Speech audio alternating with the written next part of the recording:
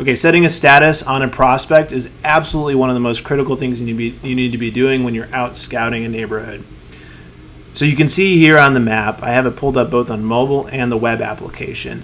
I have a ton of prospects that I've put down in this neighborhood, but not all of them have statuses. So if I was to click on one of these red dots, this is a prospect that does not have a status on it. I'll do the same thing here on the web app so we can follow along. I see the list of available statuses right at the top. So once I go and knock this door, or I'm looking at the home from the curb or from my truck, how do I categorize it? Where in the sales pipeline or the lead generation pipeline is this prospect? That's where the statuses come in. So if you knock the door and they said, yes, I am interested in your services, I do need a new roof, or I do need a new AC unit, go ahead and click Hot Lead. And that will change the status to Hot Lead.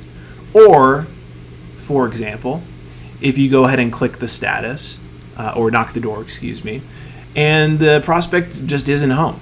Maybe it's a bad time of day. You can go ahead and click Not Home. Do that.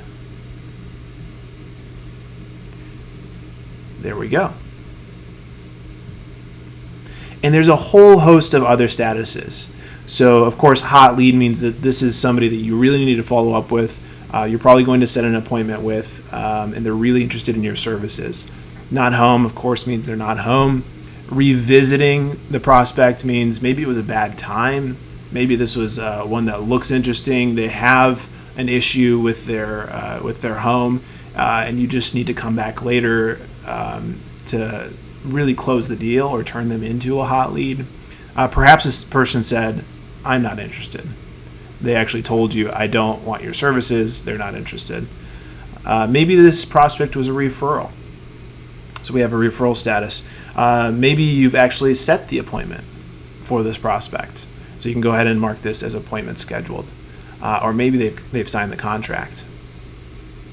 Maybe this is an existing customer, right? So you can set that status.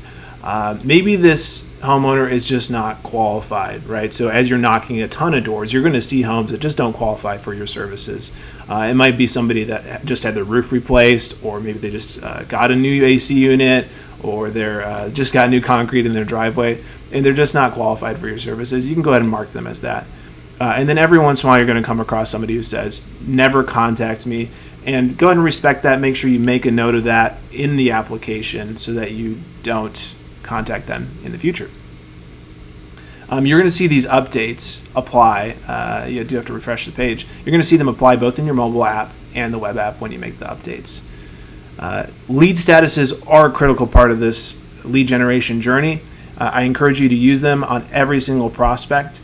And you might ask, why do we want to use these? Well, it's one for organizing your data in your Lead Scout account, but also if you ever want to sync data out to your CRM or to an external system, maybe for marketing on Facebook, or doing direct mail with Dope Marketing, or some other service, go ahead and use these statuses, and you can actually filter and fast set the information that goes out, so you can work with specific segments of information.